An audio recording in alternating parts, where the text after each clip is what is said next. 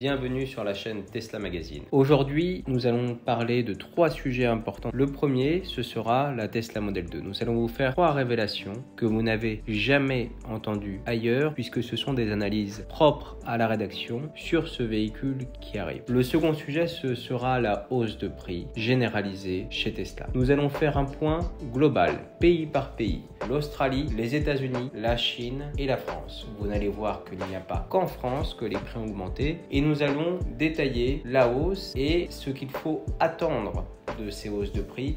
Le troisième point, ce sera le réseau de recharge breton, puisque c'est une exception française et nous allons vous expliquer pourquoi la Bretagne est un challenge pour toutes les personnes qui souhaitent s'équiper d'électrique. Je vous invite à vous inscrire dès maintenant à la chaîne et tout de suite à écouter notre superbe jingle.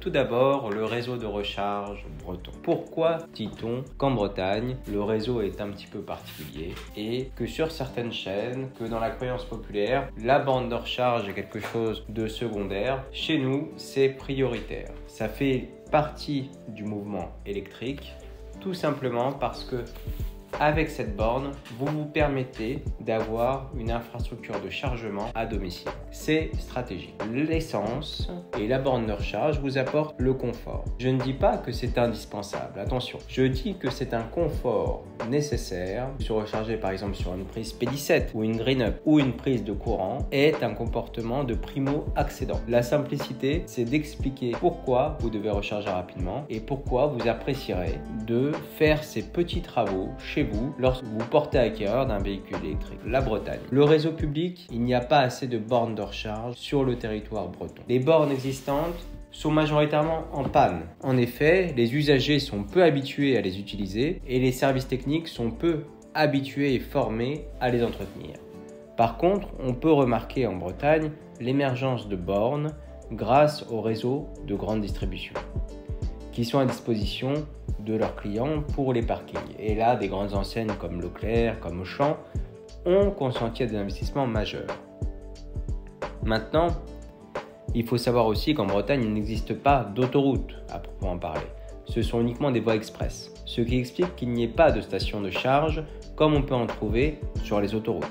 Il s'agit d'une région propice aux installations de bornes, comme je vous le disais, chez les particuliers car ils ne peuvent pas dépendre des bornes publiques. Et ça, c'est très important. Un bon terrain de jeu pour les électriciens lorsqu'ils sont certifiés IRVE, comme nous l'a confirmé récemment un professionnel. Autre chose importante sur le réseau électrique breton, et je m'arrêterai là pour aujourd'hui, c'est qu'il n'y a pas de centrale nucléaire. Toute l'alimentation du réseau breton a été réalisée grâce à des câbles et l'absorption de ces nouveaux véhicules électriques est intimement liée à la question nucléaire civile. Voilà ce que nous avions à dire aujourd'hui sur la Bretagne et ce réseau de rechargement qui impose, lorsque vous voulez vous porter acquéreur d'un véhicule électrique, de réfléchir à cette acquisition de bornes pour améliorer votre expérience. Encore une fois, c'est pas indispensable, mais ça améliorera votre expérience. Maintenant, nous allons vous parler de la hausse des prix qui a fait sensation ces derniers jours dans toutes les principales rédactions. D'abord en France, puisque la hausse a été remarquée, plus de 8 000 euros. D'abord, une petite hausse de 4 000 euros qui faisait que la Tesla Model 3 n'était plus éligible aux subventions. Et après, une hausse beaucoup plus importante qui a dépositionné la Model 3 par rapport à ces subventions et qui l'a rendue un peu plus luxueuse. Tesla a augmenté le prix de ses véhicules électriques australiens d'au moins 3 000 $. Un jour seulement après avoir annoncé une liste d'attente qui pourrait s'étendre sur 9 mois et jusqu'en 2023. Vous remarquerez ici que le phénomène est similaire à celui de la France. L'annonce fait suite à une hausse de prix plus modeste de 1 000 $ pour les modèles à longue autonomie et les modèles de performance aux États-Unis et en Chine.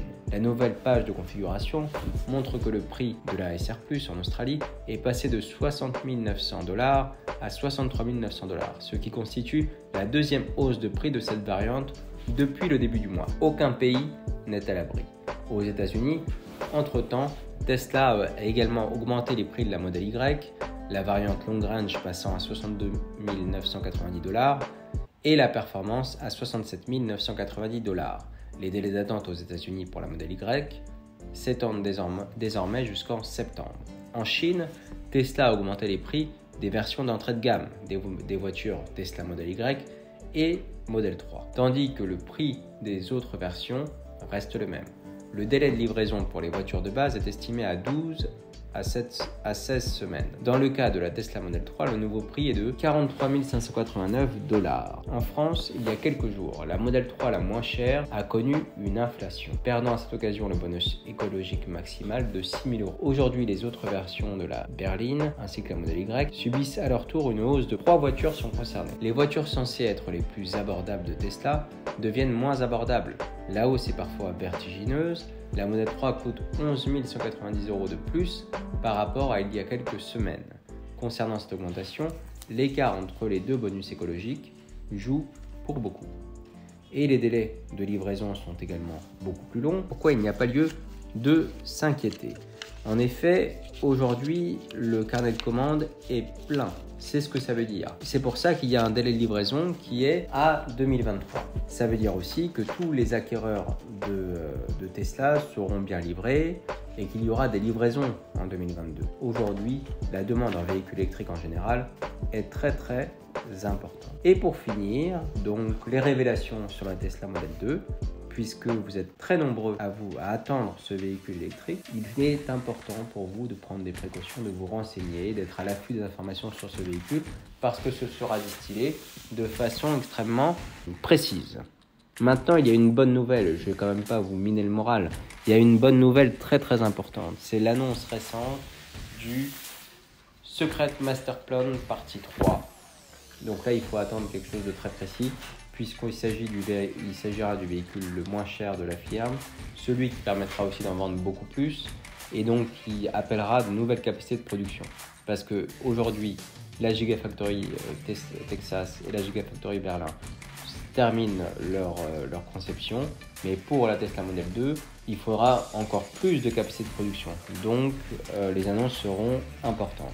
Maintenant, sur le prix de cette Tesla Model 2, il faut bien voir que la hausse du prix de la Tesla Model 3 peut être une stratégie. En effet, ça peut laisser la place à un véhicule qui soit effectivement entre 20 000 et 25 000 €. Ça permettrait d'avoir une gamme qui soit stable. Et enfin, sur le design de la Tesla Model 2, il y a aussi une annonce récente qui peut présager une démonstration de force assez spectaculaire. C'est la fin de l'obligation de présenter des pédales et un volant aux véhicules capables d'être 100% autonomes. Donc vous savez que Tesla travaille énormément sur le sujet de l'intelligence artificielle et des nouveaux moyens de se déplacer dans une conduite 100% autonome. De grandes démonstrations ont eu lieu aux États-Unis, on vous en a fait l'écho, on vous a présenté des vidéos qui sont extrêmement précises et on peut voir que ce serait comme à l'image d'Optimus, le robot qui va résoudre un sujet essentiel de la main-d'œuvre dans les chaînes de production. Quelque chose là aussi de très important. Et enfin, sur le design en lui-même, il faut savoir que le centre de création de ce véhicule peut être entre deux zones très précises, soit Berlin, soit la Chine. Et il se pourrait, ce serait logique que ce véhicule soit expérimenté sur le marché chinois ou européen. Voilà pour aujourd'hui, voilà ce que je voulais vous partager, voilà pour cette semaine même. Et je vous invite à nous laisser des commentaires pour nous préciser ce que vous pensez de ce nouveau format et ce que vous aimeriez voir dans les prochaines vidéos. Donc la prochaine vidéo qui aura lieu la semaine prochaine. C'est pour ça que je vous invite à laisser des commentaires, à vous abonner à cette chaîne pour être tenu informé de la publication de notre prochaine vidéo. Je vous souhaite une excellente journée. Au revoir.